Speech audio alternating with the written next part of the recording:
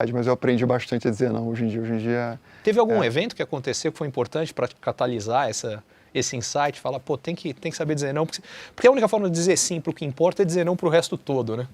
Olha, eu tive um momento da minha vida, em 2010, 2011, quando a gente se conheceu, que foi duro, porque eu comecei a empresa do zero. Então, todo empreendedor que começa do zero, que nem eu comecei, você vai na raça no começo.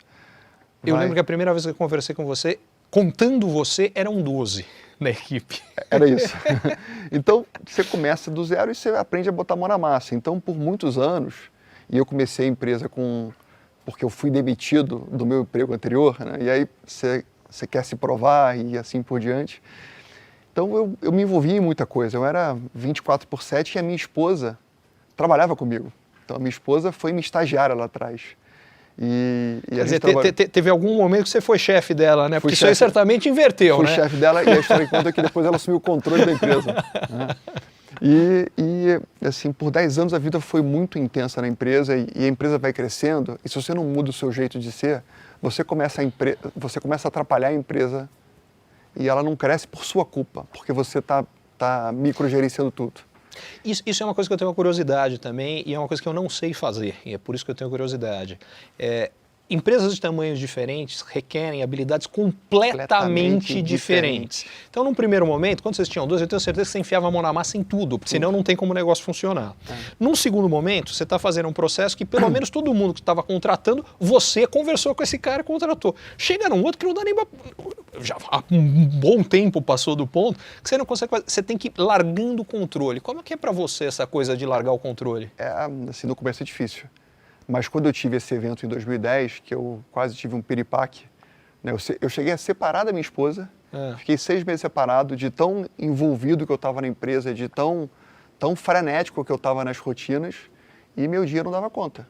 E, pô, se isso é vida, eu não quero mais ter essa vida empresarial. Mas por quê? Porque a empresa foi mudando e eu não fui mudando o personagem que eu era. Perfeito. E na vida empresarial, empresa que vai dando certo, essa é a coisa mais difícil que tem, porque a empresa muda de patamar e você não se transforma. Ou seja, eu era microgerenciador, mas a empresa já tinha 500 pessoas. Não dá para você se envolver em tudo. E aí você tem que aprender a ser outra coisa. E aí eu tive esse baque muito grande. E aí eu falei, eu preciso aprender a ser um líder diferente. Eu preciso aprender a evoluir junto com a evolução da companhia. E aí você tem que se manter muito humilde, você tem que ter muito... Você tem que conseguir ver a fotografia de cima.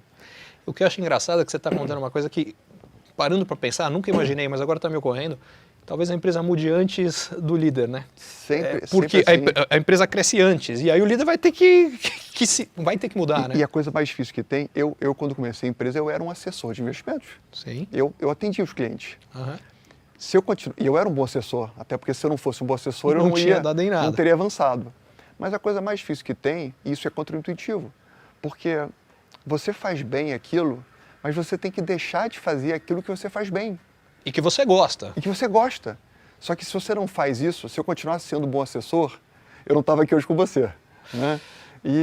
Então, assim, como é que você gera isso nas pessoas, como é que você faz as pessoas irem se transformando de tempos em tempos? E por isso que talvez a maior parte das pessoas, a maior parte das empresas, a longo prazo, acaba dando errado. Por quê? Porque você tem que estar muito sintonizado nesses momentos de cada companhia.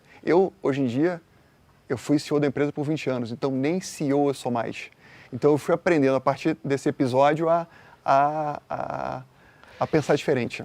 Então, uma empresa é um filho. Se você pensa grande, você aprende a abdicar de coisas pequenas. Eu vou tentar tatuar essa na minha cabeça, porque eu acho que ela define a história inteira.